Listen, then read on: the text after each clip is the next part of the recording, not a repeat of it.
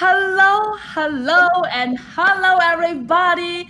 Welcome back for another episode. If not now, when? Today, I have such an honor to introduce you, Nancy Fernand, our special guest on the show today with us. Nancy is someone that really special. First of all, she is a three-time founder. She truly is a serious entrepreneur. She also well known for being the Energizer Bunny with a boundless energy. She enjoys kitesurfing. Today, she's leading the Fright Venture early stage positive impact business investing. So she's really focusing on a business that are addressing the world's most concerned, most pressing problems. And with that, everybody, I am just so excited. Thank you so much, Nancy, for joining us. And welcome to the show. Oh, thank you so much. I realized that I didn't give you an update before we started. So is it all right if I go ahead and give an update on the work front? Yes, please. Great. So right now I'm a partner in two investment vehicles that are syndications. One is Flight Ventures, which you mentioned, which is the world's largest investment vehicle of syndicates. It's 4,000 backers almost today. Wow. And we invest as generalists, but I personally, as you know, have a soft spot and desire to help minority founders and positive impact companies. So that's my main focus. I also, just hot off the press, last night finalized an agreement with, well, we all went in on it, I guess I should say, with two wonderful female investors out in the Valley who we're going to get together and start a near future syndicate. So that's a byproduct of Near Future Summit and of the desire to, again, invest in positive impact founders and minority founders. And then the third is my main day-to-day job, which is with AVG, which is Alumni Ventures Group. It is the most active, or was the most active in 2020, venture capital firm. They invested in over 234 deals and syndicated 300 million in over 300 million in investments, which in a year's time would, multiply by 3 and make you around a $900 million fund if it were structured that way. And my role there is to co-lead one of their 24 funds, which is called Tower View Ventures, which is associated with or proud representative of Duke University. Wow, with that kind of connection to Duke? That's amazing. Yeah, so I went to Duke for grad school, and the way the funds are structured is that each fund raises from LPs that graduated from that school. So it's not an official affiliation with Duke, and none of the funds are officially affiliated with the schools, but they try and offer opportunities for investors to come in at smaller check sizes and get involved in venture capital. Because right now, for the most part, to get into top tier funds, you have to write pretty big checks. So not every day people can do that. The idea is to allow them to get involved at a 50K level, and that way they can also then co-invest in the deals they like, even sometimes due diligence deals alongside us. So just kind of getting a taste of what venture really is.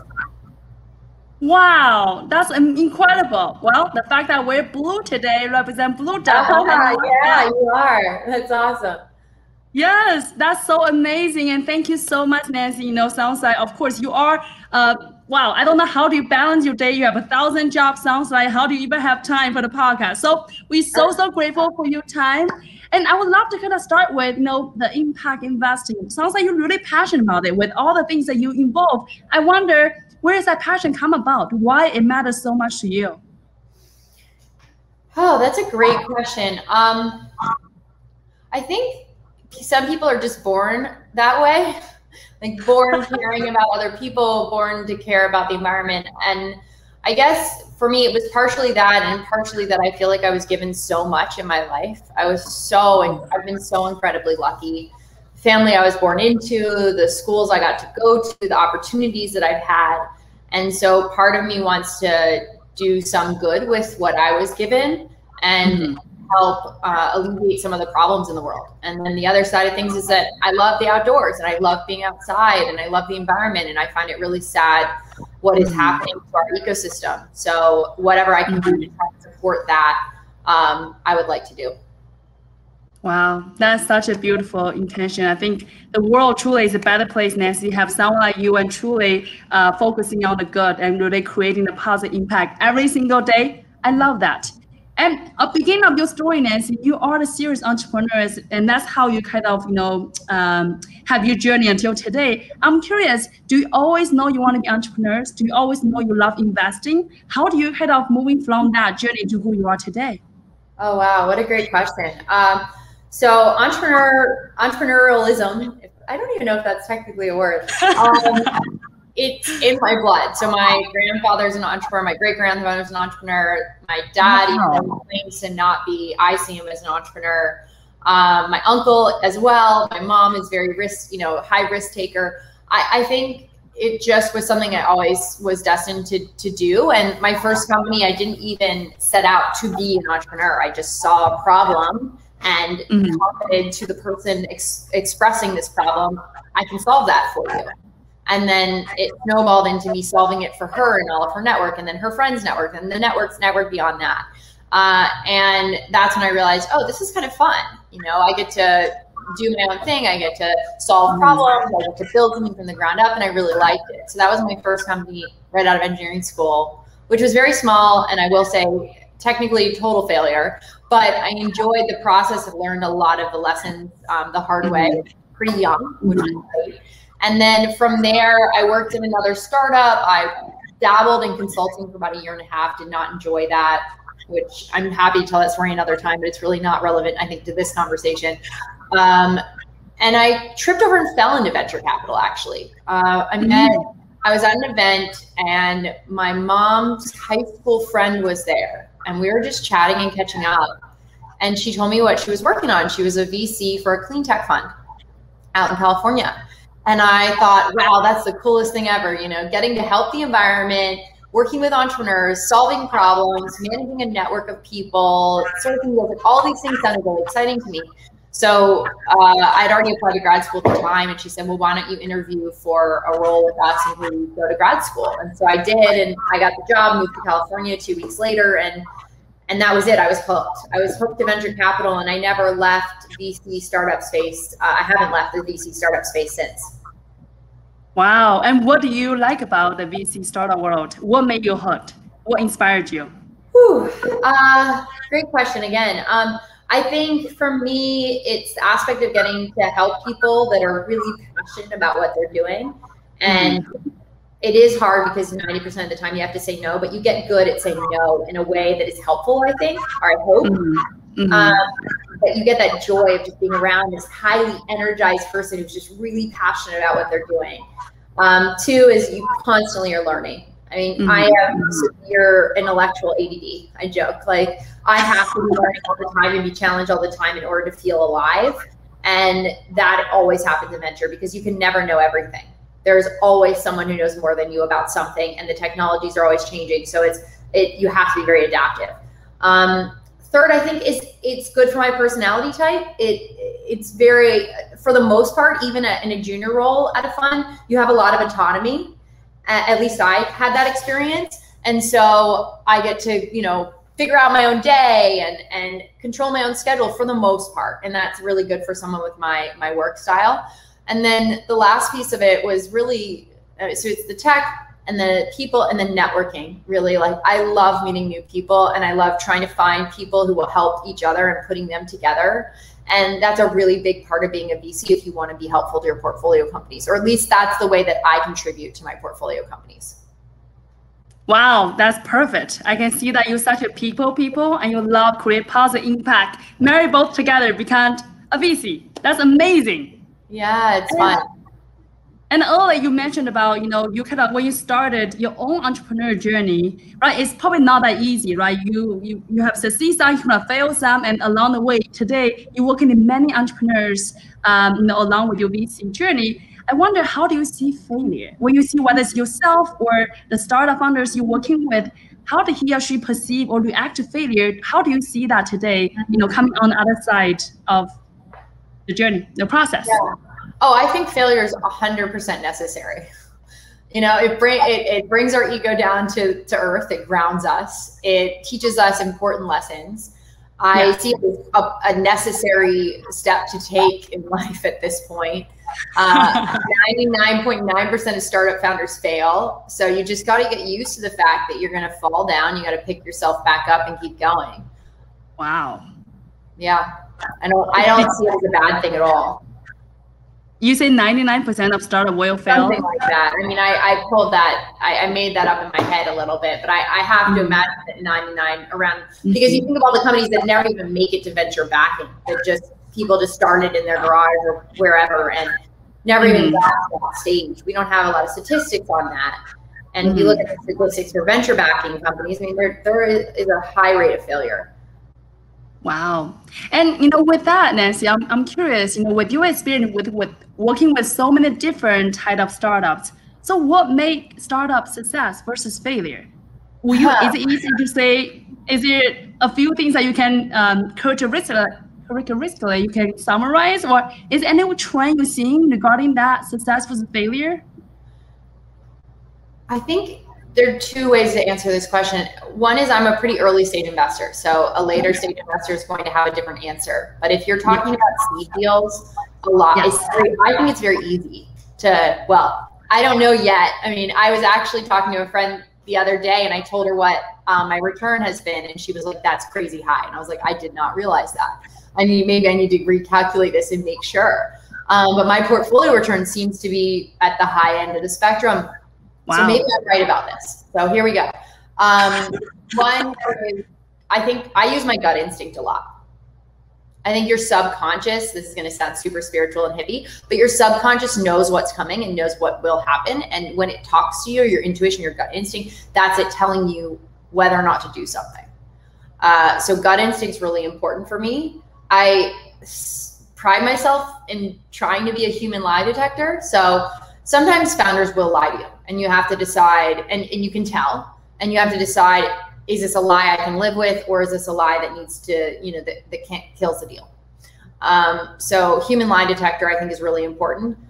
Just having a really good read on people, whether that person is honest, trustworthy with your money, going to do what they say they're going to do, really passionate about what they're doing so that when shit gets hard, they keep going anyways.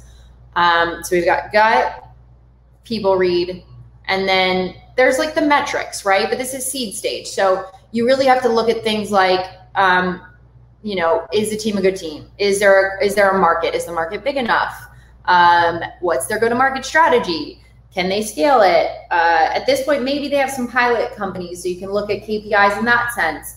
I'm sure I'm going to forget something off the top of my head. Competition, obviously, is a big factor that we look at. The product itself, IP, defensibility, like, is it something that, you know, you can easily recreate in the market, or will they have a foothold? Do they have first mover advantage, which means, like, are they the first to market? And is it sticky, meaning are they going to keep the customers that they get when they're first to market? So you can look at, I've got about a 2-page document of all the questions I like to ask. I never get to all of them because it's very long. Maybe it's 3 pages actually. And it varies per company, but that is the due diligence process versus the gut instinct. So I'll do a first call with the founder. Within those 30 minutes, I'll have a gauge of whether or not this is someone I want to keep talking to. And then by the end of the due diligence process, I'll do a fully analytical side of things, which is very, you know, straightforward, black and white. And then I'll do a gut instinct side of things. And somewhere in there, there's probably a mix of pattern recognition that I've picked up over the years. That's really hard to put your finger on. And the only way I think you can really get that is by experience, is through experience. Wow, that's incredible. I don't know about that, just basics, I guess. And you mentioned about, you know, gut instinct a lot. You know, Nancy, I can totally see you have such a strong confidence of who you are, and you can listen to really what is inside of you. I'm wondering, I'm curious, do you always feel confident in knowing who you are, knowing what you want in life? Or do you just, is that involved a lot of the time? No, I was not. I was a very shy high schooler. In fact, I don't know if I want people to find it, but there is a YouTube video that I did to talk about my high school experience. It was not great. The talk was fine. The experience itself is not great. So, you know, for me, it took me a long time to figure out who I was. It took me a long time to decide what I wanted in life and to come into my own. But I think that's very typical for especially females. You know, with the societal pressures to be one way or another, it's very difficult to break out of that unless you have a, you know, really strong role model being what you want. And I have two amazing parents who have been great role models to me. But if you watch that video, you understand where the struggles came from. And it took me time to find myself. And I think I finally did that in my late 20s. Wow, that's very powerful. Because I know today you are very passionate about supporting female entrepreneurs as well. And oftentimes when I met other female entrepreneurs, even though her idea is so brilliant, so amazing, so wonderful, but oftentimes she doesn't, you know, compare to male versus female, just generalizing speaking. Sometimes I felt I tend to see female entrepreneurs a little bit more less confident in that way, more modest and less boastful, right? But I felt when you speak, you truly speak the truth of you. I have so much passion come out. So I'm just curious about if you have any advice to share with other entrepreneurs, other female professionals who are looking into someone like you for inspiration and helping her to find her own voice, finding her own presence, and finding who she really is. Wow. That's a lot of pressure to put on me there, Wen. I think I still downplay my accomplishments sometimes. I have had to practice talking about my accomplishments so that I feel comfortable saying them. I think that, again, it is unfortunately likely a huge generalization, but like a male-female thing where we're taught to downplay our accomplishments so that we don't upset the status quo. And for me, I had a friend a few years back kind of wake me up to, hey, you're not representing yourself well enough on LinkedIn. She's like, your bio doesn't represent what you've accomplished. So she rewrote my bio for me. And ever since then, I've used it as a template I keep adding to it, changing it slightly, you know, as I accomplish new things. And that is the bio that I talk about when I speak about what I'm working on. And so advice-wise, I guess it is kind of hard, I think, especially for people who don't want to beat their chest to be like, look at me, look at me. It is very hard to get yourself comfortable with talking about your accomplishments without downplaying them. And so what I would suggest is maybe find a friend that can help you do it. It's painful to write your own CV. It's the same concept. You know, have your friend help you write your bio, and then you learn that bio like an elevator pitch of yourself. And this is going to be woo-woo again, but it's a podcast, so I can say whatever I want, right? You have to love yourself. You have to genuinely love yourself for who you are and not what you've accomplished. Material things, accolades, they do not matter when it comes to really self-love. And so studying self-love and how to fully embody who you are, all your faults, all your weaknesses, that to me is the way to really have confidence, because no matter what's happening externally, internally, you are stable.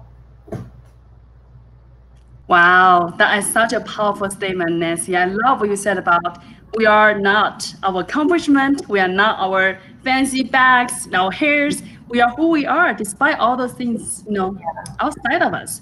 And I want to bring our conversation back to entrepreneurship. And I'm just imagining in my head today in this pandemic world, it's not easy. Startup world is not easy, right? You mentioned earlier, 99% of startup will fail, right? So I made it up, but I think that's right. You know, if she, a incredible entrepreneur, have so much passion, but maybe get defeated by a temporary failure, a couple no's in a way. How would you advise her, talking about self-love, talking about, you know, everything we just discussed here, how would you advise her to really pick herself up and get going tomorrow again, and knowing that today's no doesn't mean tomorrow's no? Well, I can tell this person, or, you know, this theoretical person, what worked for me. But I actually realized after my 3 companies and not one nonprofit, I love entrepreneurial like endeavors, but I'm better as a venture capitalist, because the roller coaster ride you have to go on to be a founder is very difficult. And it is only meant for those who do not get stressed out easily, who do not get anxiety, who just roll with the punches and can live in this flow state. I am good at that on vacation, not so good at that when it comes to work. So I think in general, my advice would be silly things like, or it's going to sound silly, write little Post-it notes to yourself, put them all over the house. Like, I am amazing. I am love. I am smart. I am worthy. I am, I have morals, or whatever things that you love about yourself, put those around the house. So it's daily reminders. 2, practice the mantra, I am not my company. I am not my company, because you are not your company. And if your company has a bad day, it doesn't mean you have to have a bad day. 3 would be meditate. I got really into meditation starting in like 2017. Wish I'd found it sooner. Got really dove into it when I was living with a monk in 2019. And that has changed my life. That for me is where I become grounded, where I find my peace, where I do my daily mantras, where I calm my mind. I try and do it in the morning and the evening. It's helped my sleep. It's helped my concentration. I mean, there are just a number of things that you gain from meditation. And I think having an outlet for your stress. So for me, it's exercise. I teach yoga. I do the Peloton. I go on long walks, whatever it may be for you, having that outlet to get the stress out so that you can reset and go back to your day or the next day without holding on to that anxiety from whatever happened is really important. Wow, Nancy. That is just so fascinating. Did you say that you lived with a monk 2019? Not for very long, for 2 weeks, but it was life-changing. What inspired you? Tell us more. What inspired you and how does that experience? That's so interesting. I would love to try that. That sounds amazing. I would love to do a month in a monastery, like, and really experience it. This was a monk who had turned his farmland into, I don't know if I wouldn't call it a monastery per se, but he turned it into a retreat center where he had only 2 people at a time. And the schedule was set. You gave up all your electronics, your books, your journal, everything at the beginning, and you couldn't have access to that. And so all you could do was eat, walk, sit around, meditate. Like, there was really nothing to do. It was after I just stepped down to the board of my last company, and I was used to being wired and high on caffeine and go. And I had to just stop doing everything. And that was a huge challenge. And it was in the first week I was there that I had my first experience of truly that meditative Zen state. I had been meditating for 2 years, but I hadn't actually felt that euphoric high that you get when you hit that state. I don't even know how to call it. It feels like an out of body experience. And ever since then, those 2 weeks, it continued on. I had it a few more times. Ever since then, I've been trying to get back to that state. So every time I meditate, I'm like, will it be this time? And I think the more you practice, the better you get, the more easy it is to drop into that, if friends have said. But I haven't quite mastered that part of it yet, but it still brings me a lot of joy, and it still brings me a lot of the benefits that meditation brings. It's just at another level than it could be if I probably spent more time with a monk, or if I eventually go stay in a monastery, I hope. Wow, that's a beautiful experience. Sounds like you have, some pivotal transformations during that 2 weeks period of time. I think that's really, really interesting. Thank you. And Nancy, I wonder, today you have done a lot, seen a lot, experienced a lot. I wonder today, what brings you joy? What inspired you? What continue to drive you forward? I think it's a lot of things we've already spoken about. I mean, I love my job. I love getting up, and my job being an investor, period. I love getting up and getting to learn new things, meet with new people, help founders. It makes me feel good to be doing good. And so it's a selfish task in a way, because I get to feel good from doing my job, but that's okay. That's inspiring in and of itself. So I think that answers your question. Basically, what inspires me is just that I love to if you love your job, it doesn't feel like a job, right?